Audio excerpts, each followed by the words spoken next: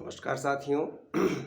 आज हम लोग बात करेंगे जो विश्व राजनीति में रूस यूक्रेन युद्ध चल ही रहा है, साथ में एक नए प्रकार का शीत युद्ध भी चल रहा है। और हम इसी पर बात करना चाहते हैं कि युद्ध जो रूस और यूक्रेन के बीच का है और ये शीत युद्ध जो पूरी दुनिया की महाशक्तियाँ हथियारों के नए होड़ में लगी हुई हैं, तो क्या दुनिया फिर से एक नए शीत युद्ध के दौर में है।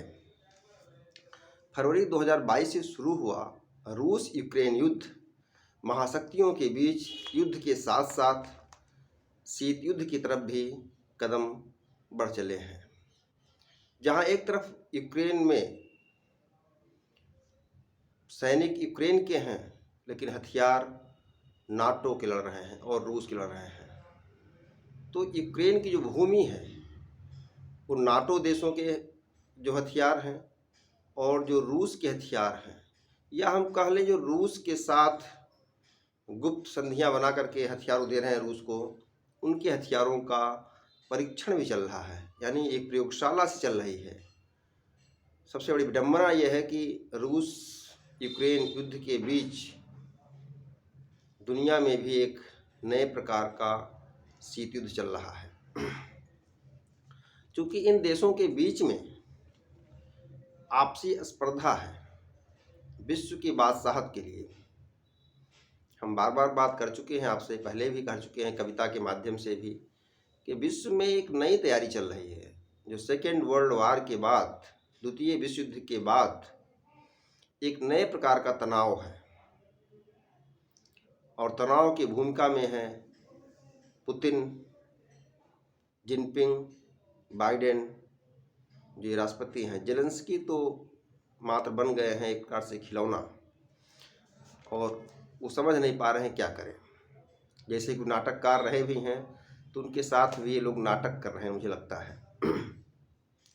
ये तो युद्ध हो गया। शीत युद्ध के प्रतिद्वंदी रूस और अमेरिका के बीच यूक्रेन का युद्ध फिर से एक बार आमने सामने का युद्ध है। इसके साथ साथ अमेरिका और चीन, उत्तर कोरिया, अमेरिका और चीन के साथ रूस, उत्तर कोरिया, ईरान, तुर्की आदि देशों ने भी हथियारों की होड़ शुरू कर दी है। नए नए मिसाइलों के परीक्षण हो रहे हैं, नए नए हथियार बन रहे हैं। कुछ की घोषणाएं तो हो रही हैं, कुछ की घोषणाएं नहीं हो रही हैं, और ऐसे हथियार बना रहे हैं कि एक दूसरे से आगे निकलने की होड़ है। एक प्रकार से युद्ध नहीं लड़ रहे हैं, लेकिन युद्ध जैसी तैयारी है। यानी रूस और यूक्रेन के युद्ध के साथ साथ दुनिया के अन्य देश भी अलग तरीके से युद्ध की तैयारी कर रहे हैं। तो क्या माना जाए ना, ये शीत युद्ध है। क्योंकि ये शीत युद्ध में तैयारी चल रही थी युद्ध की, है नए प्रकार का शीत युद्ध है। और ये शीत युद्ध कब बड़े युद्ध अर्थात विश्व युद्ध में बदल जाए, इसकी कोई व्याख्या नहीं हो सकती। कभी भी हो सकता है। एक चिंगारी तो फूटने की देर है। अमेरिका के एंटी ध्रुव का निर्माण चीन अगुवाई कर रहा है। अमेरिका के जो वर्तमान महाशक्ति है, विश्व शक्ति मानता अपने आप को रहा है, और सोवियत संघ के टूटने के बाद अर्थात 1991 के बाद अमेरिका एकमात्र शक्ति रह गया था। आज उसकी शक्ति को चुनौती कोई दे रहा है।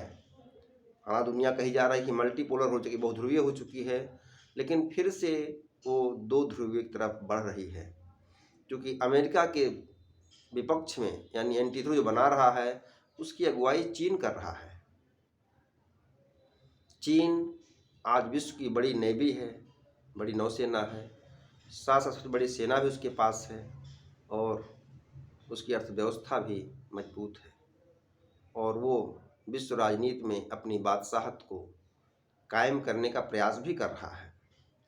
चीन उत्तर कोरिया और पाकिस्तान को परमाणु संपन्न बना चुका है।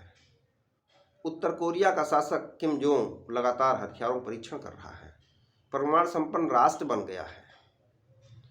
तो अमेरिका ने भी घोषणा कर दी कि हम दक्षिण कोरिया के साथ परमाणु हथियार निर्माण में सहायता करेंगे, यानी दक्षिण कोरिया को परमाणु संपन्न बनाएंगे और अपने उसने पनडुब्बी भेज दी वहाँ पर, यानी उत्तर कोरिया के तनाव के साथ दक्षिण कोरिया के लिए, उसकी सुरक्षा के लिए, क्योंकि दक्षिण कोरिया अमेरिका का सहयोगी देश है, जापान भी है और दोनों चीन के पड़ोसी हैं।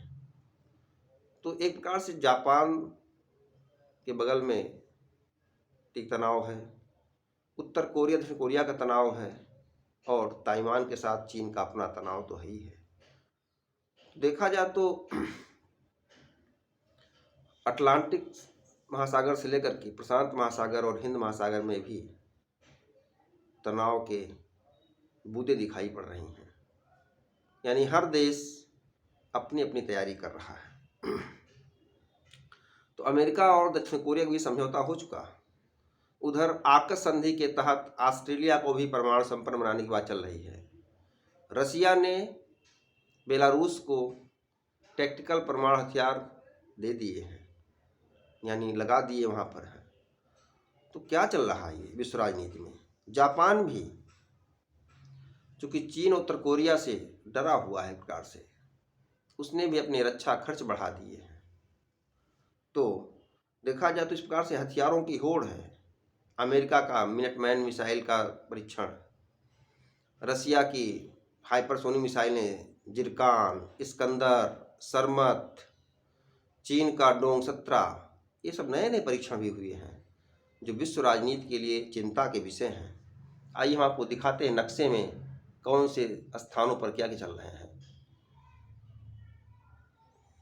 देखिए विश्व राजनीति का जो नक्शा है, यहाँ पर ये है यूक्रेन, आपको दिख रहा होगा, ये है काला सागर, ये है क्रीमिया और ये यूक्रेन का जो पूर्वी हिस्सा है, यहाँ पर रूस पूरा कब्जा कर चुका है। यानी युद्ध का जो क्षेत्र है ये यूक्रेन का जो पूर्वी एरिया यहाँ पर चल रही है। रसिया ने भूमध्य सागर हो, काला सागर हो या ये सागर आपका हो जो है बाल्टिक सागर, सब जगह बेरेंट सागर हथियारों तैयारी कर दी है। सारे मिसाइलें इनके बेस पर खड़े हैं। इधर देखा जाए तो तनाव का एक क्षेत्र ये भी है, दक्षिण कोरिया और उत्तर कोरिया, जापान और ये ताइवान। अमेरिका ने अपनी परमाणु पनडुब्बी यहाँ भेज दी है दक्षिण कोरिया की सुरक्षा के लिए, समझौता भी कर चुका है। ताइवान पर उसकी निगाहें बनी हुई हैं चीन की। तो इस प्रकार देखा जाए तो चीन की जो अपनी चाल है और विश्व राजनीति के जो खस्ता हाल हैं, इससे एक नए प्रकार का तनाव चल पड़ा है और दुनिया कहीं इसमें झुलस न जाए, ये चिंता का विषय है। तो हम नेक्स्ट वीडियो में इस पर फिर बात करेंगे आपसे, और आप लोग मीडिया गुरु पर ऐसे ही आते रहिए, सुनते रहिए, लाइक करिए और सब्सक्राइब करिए। नमस्कार मित्रों।